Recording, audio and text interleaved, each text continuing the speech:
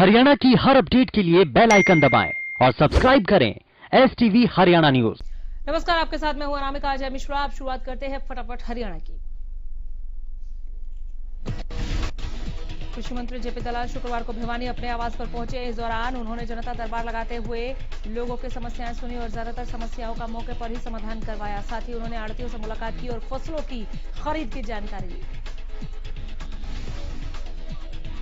प्रदेश के कृषि मंत्री जेपी दलाल ने किसान संगठनों के विरोध के बहाने कांग्रेस पर बड़ा कटाक्ष किया। जेपी दलाल ने कहा कि कांग्रेस और चीन मोदी की लोकप्रियता से घबराकर देश में अव्यवस्था फैलाना चाहते हैं, जिसे कामयाब नहीं होने दिया जाएगा। साथ ही उन्होंने फतेहाबाद के गांवों में बीजेपी और जेजेपी नेताओं के घुसने पर रोक लगाने वालों को कांग्रेस समर्थकों की ऊंची हरकत बताया। वहीं बड़ौदा उपचुनाव पर कृषि मंत्री जेपी दलाल ने कहा कि कल सीएम के साथ बड़ौदा में मीटिंग करके उम्मीदवारों का पैनल तैयार कर लिया जाएगा। दंगल गर्ल बबीता के इस्तीफे और बड़ौदा उपचुनाव लड़ने की चर्चाओं पर उन्होंने कहा कि जब तक नाम फाइनल नहीं होता तब तक सभी की संभावनाएं रहती हैं। कालावली में मजदूर और आड़तियों ने नई अनाज मंडी के गेट बंद कर धरना प्रदर्शन किया। इसी के साथ शहर भर में रोष मार्च भी निकाला। सरकार के खिलाफ नारेबाजी की गई। प्रदर्शनकारियों ने अनाज मंडी में बेची जा रही निगम की फसल पर रोक लगाते हुए प्रदर्शन किया। मौके पर मौजूद पुलिस की ओर से रोके जाने पर प्रदर्शनकारियों ने उनकी एक न सुनी और लगातार प्रदर्शन करते रहे। भिवानी में बीजेपी की ओर से ट्रैक्टर रैली का आयोजन किया गया। महेंद्रगढ़ सांसद धर्मवीर सिंह ने कहा कि प्रदेश की मंडियां हरियाणा सरकार की जान है। सरकार मंडी को कमजोर नहीं होने देगी। किसानों की आमदनी में बढ़ोतरी करवाना सरकार का मुख्य उद्देश्य है। किसानों और आड़तियों के हितों पर आंच नहीं आने दी जाएगी। भिवानी विधायक और महेंद्रगढ़ सांसद धर्मवीर सिंह ने बताया कि प्रदेश की मंडियों में हरियाणा के किसान का एक एक दाना खरीदा जाएगा।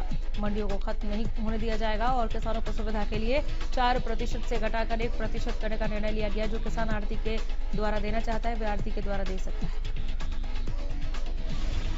कुरुक्षेत्र की कंबोज धर्मशाला में भारतीय किसान यूनियन के देश भर से 8 राज्यों के 24 किसान संगठनों ने बैठक की। इस बैठक में कृषि कानूनों के खिलाफ आगामी रणनीति बनाई गई।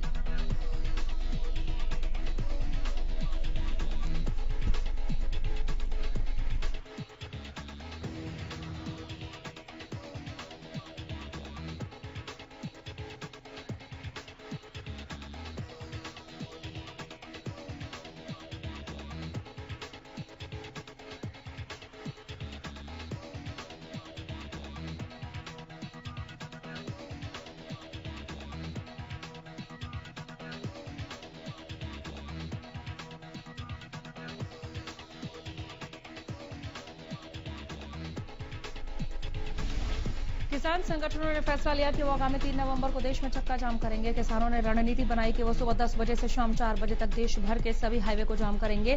किसान नेता वीएम सिंह ने इस बात की पुष्टि की। मीडिया से बातचीत के दौरान भारतीय किसान यूनियन नेता गुरनाम सिंह चौधरी ने बताया कि 3 नवंबर को सुबह 10 बजे से शाम 4 बजे तक देश भर में हाईवे जाम रखे जाएंगे और आंदोलन को आगे बढ़ाने के लिए और बैठक बुलाई गई है, जिसमें तय किया जाएगा कि 3 नवंबर के बाद क्या रणनीति बनानी है। रादौर अनाज मंडी में पिछले 4 दिनों से धान की भारी आवक के कारण अनाज मंडी में सब्जी मंडी लगाने के लिए जगह नहीं मिल पा रही, जिससे शहर की सब्जी मंडी अब अनाज मंडी में लगने के बजाय अनाज मंडी के बाहर सड़कों पर लग रही है। भारी भरकम फीस चुकाने के बावजूद अनाज मंडी में सब्जी मंडी लगाने के लिए आड़तियों को जगह नहीं मिल पा रही, जिसके कारण पिछले 3 दिनों से सब्जी के आड़ती सड़कों पर सब्जी बेचने के लिए मजबूर हो गए हैं। बार बार मांग करने पर भी सब्जी मंडी के आड़तियों को मार्केट कमेटी की ओर से कहीं भी शहर में सब्जी बेचने के लिए जगह नहीं मिल पा रही है, जिससे सब्जी के आड़तियों और किसानों में भारी रोष है।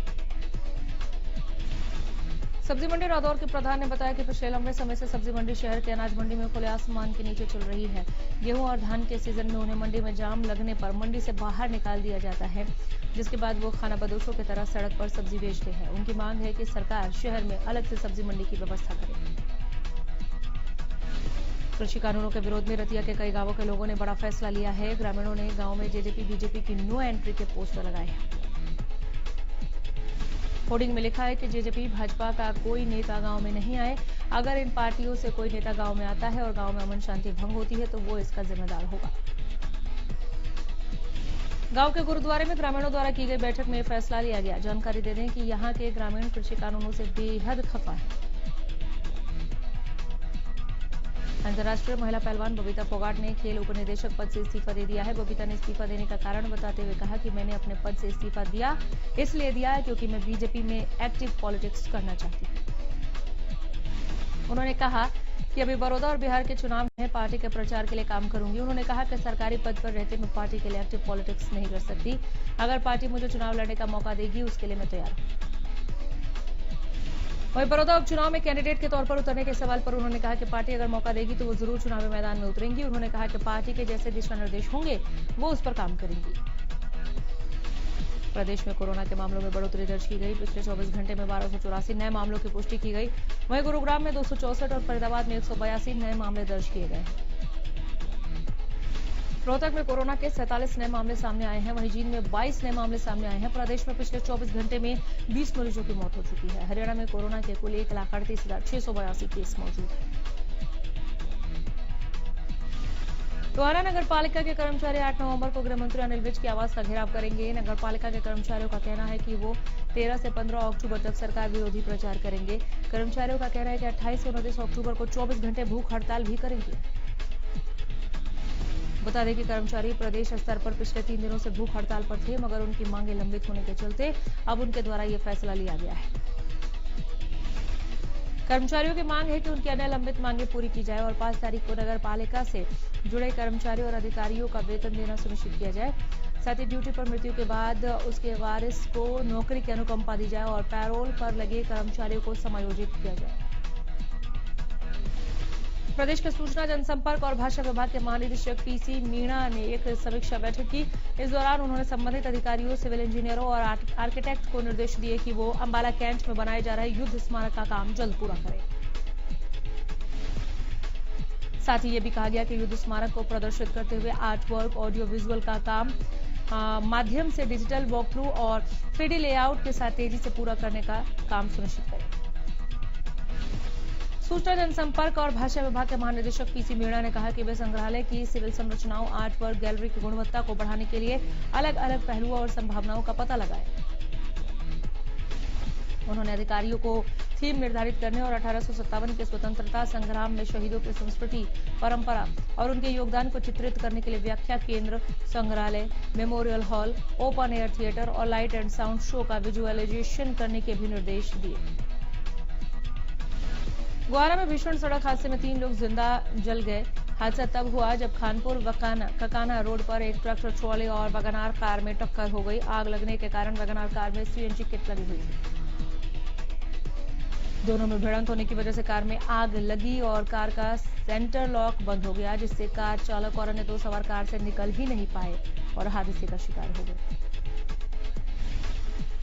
किसी राहगीर ने अग्निशमन और पुलिस को इस कार में आग लगने की सूचना दी। सूचना पाते ही पुलिस और अग्निशमन की टीम मौके पर पहुंची। लगी कार में आग को बुझाया गया। प्रदेश में रजिस्ट्री घोटाले का मामला अभी थमा ही नहीं था कि फतेहाबाद में लाखों रुपए के स्टाम्प ड्यूटी का मामला सामने आया। मामले में उपायुक्त ने कार्रवाई करते हुए रजिस्ट्री क्लर्क को चार्जशीट कर उसका तबादला कर दिया। वहीं नायब तहसीलदार के खिलाफ अनुशासनात्मक कार्रवाई के लिए लिखा गया है।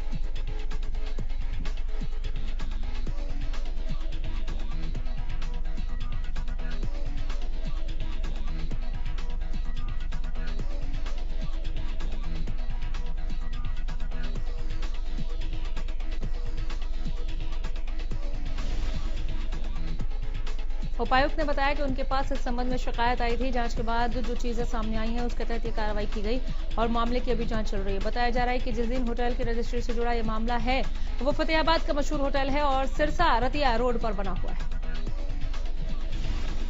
बीते 2 अक्टूबर को प्रदेश भर में स्वच्छता अभियान चलाया गया था। साथ ही ये अभियान 17 अक्टूबर तक चलाए जाने की बात भी की गई थी, लेकिन अंबाला के गली मोहल्ले में गंदगी का ढेर लगा हुआ है। नालियां जाम पड़ी हैं, लेकिन इस ओर कोई भी ध्यान देने वाला नहीं है। लोगों का कहना है कि अंबाला छावनी के प्राचीन मंदिर हाथी खाना मंदिर जाना भी उनके लिए मुसीबत बन गया है। इस सड़क पर जगह जगह कूड़े के ढेर लगे हुए हैं। आवारा पशु घूमते रहते हैं, लेकिन प्रशासन इस ओर कोई ध्यान नहीं दे रहा। अंबाला नगर परिषद छावनी के सचिव ने कहा कि स्वच्छता पखवाड़ा 15 दिन के लिए हमारे शहर में चल रहा है, जो कि पूरे हरियाणा में चल रहा है और एक स्वच्छता ऐप भी सरकार के द्वारा लॉन्च किया गया है। अगर किसी नागरिक को स्वच्छता को लेकर कोई भी शिकायत है तो वो उस ऐप पर डाल सकता है और उस पर तुरंत एक्शन लिया जाएगा। उन्होंने कहा कि नगर परिषद के अधिकारी शहर का दौरा कर सफाई व्यवस्था का जायजा ले रहे हैं।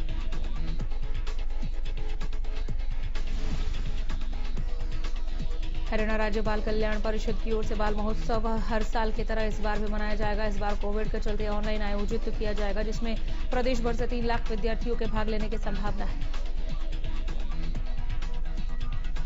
यमुनानगर में उपायुक्त मुकुल कुमार ने जानकारी देते हुए बताया कि पिछले साल गुड़गांव में ये राज्य स्तरीय कार्यक्रम आयोजित किया गया था, जिसमें 2 लाख विद्यार्थियों ने हिस्सा लिया था। इस बार कोरोना के चलते ऑनलाइन आयोजित किया जा रहा है, जिसमें विभिन्न चरणों में विद्यार्थी भाग लेंगे और अंत में राज्य स्तरीय प्रतियोगिता में विजेताओं को सरकार द्वारा पुरस्कृत किया जाएगा। उन्होंने कहा कि इस बार ये प्रतियोगिता ऑनलाइन है, इसलिए हरियाणा राज्य बाल कल्याण परिषद की वेबसाइट पर सभी प्रतिभागी अपना वीडियो अपलोड करेंगे। उन्होंने अभिभावकों से आह्वान किया कि अपने बच्चों को ज्यादा से ज्यादा संख्या में भाग लेने के लिए प्रेरित करें। गुरुग्राम में तेज रफ्तार गाड़ी और बाइक की जोरदार टक्कर का मामला सामने आया है। इस सड़क हादसे में बाइक सवार युवक की मौत हो गई थी, जिस पर कार्रवाई करते हुए पुलिस ने गाड़ी चला रहे आरोपी नाबालिग के खिलाफ मामला दर्ज कर लिया है। पूरे मामले को लेकर एसीपी क्राइम ने बताया कि 23 अगस्त की सुबह तेज रफ्तार गाड़ी की बाइक से टक्कर हो गई, जिसमें बाइक सवार 49 साल के आलोक गुप्ता की मौत हो गई थी। बताया जा रहा है कि गाड़ी चला रहा नाबालिग नशे में धुत था और उसी दौरान नाबालिग का कंट्रोल गाड़ी से हटा और गाड़ी रोड के दूसरी तरफ जाकर बाइक से टकरा गई।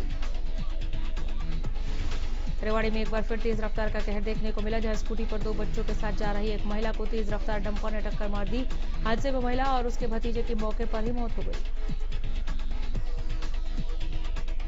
वहीं इस हादसे में मृतका की 7 साल की बच्ची बाल बच गई। हादसे के बाद आरोपी डंपर चालक मौके से फरार हो गया था, जिससे सूचना के बाद पुलिस ने गिरफ्तार कर लिया और कार्रवाई में जुट गई। किसानों को ज्यादा कमाई और प्रदूषण से बचाव के लिए करनाल, कुरुक्षेत्र और अंबाला के 100 गांवों में क्लाइमेट स्मार्ट अंबाला के 100 गांव क्लाइमेट स्मार्ट बनाए जा रहे हैं। आधुनिक खेती तो होगी यहाँ, साथ ही किसी भी गांव में पराली या धान के अवशेष का तिनका भी नहीं जलाया जाएगा। पराली जलाने से जुड़ी चिंताओं के बीच केंद्रीय मृदा लवणता अनुसंधान संस्थान इस मॉडल पर काम कर रहा है। ये गांव बर्निंग फ्री होंगे। इस मॉडल से किसानों की आय दोगुनी हो सके, इसके लिए किसानों को क्लाइमेट स्मार्ट खेती करने के तौर तरीके भी सिखाए जा रहे हैं। इसमें पानी बचाने और फसल पर कम लागत में अधिक आमदनी के तरीके सिखाने पर फोकस किया गया है। केंद्रीय मृदा लवणता अनुसंधान संस्थान और अंतर्राष्ट्रीय मक्का और गेहूं सुधार केंद्र दिल्ली का ये संयुक्त प्रोजेक्ट है। कोरोना महामारी फैलने की वजह से हरियाणा में अभी तक स्कूल सही तरीके से नहीं खुल पाए हैं। हालांकि सरकार ने ऑनलाइन व्यवस्था बेशक की है। इस व्यवस्था के बाद छात्रों की कक्षाएं घर पर बैठकर मोबाइल के माध्यम से लगाई जा रही है। बच्चों को डाउट क्लास के लिए ही स्कूल में आने की अनुमति है। अब बोर्ड बच्चों के लिए खुशखबरी लेकर आया है। हरियाणा में पढ़ने वाले बच्चों के सिलेबस में 30% की कमी की गई है, जिसकी जानकारी बोर्ड ने अपनी वेबसाइट पर डाल दी है। Board chairman doctor Jagbir Singh ने बताया कि कोरोना महामारी के चलते बच्चों की शिक्षा पूर्ण रूप से नहीं हो पा रही। इस बात को देखते हुए बोर्ड ने कक्षा 9 से 12 तक सिलेबस में 30% की कमी की है। बोर्ड चेयरमैन ने बताया कि बच्चों और अध्यापकों को दिक्कत ना हो, इसलिए सिलेबस बोर्ड की वेबसाइट पर भी डाल दिया गया है। उन्होंने कहा कि अध्यापकों को भी बताया जा रहा है कि वे घटे हुए सिलेबस के हिसाब से ही बच्चों को पढ़ाई करवाएं। फटाफट हरियाणा में इतना ही। नमस्कार।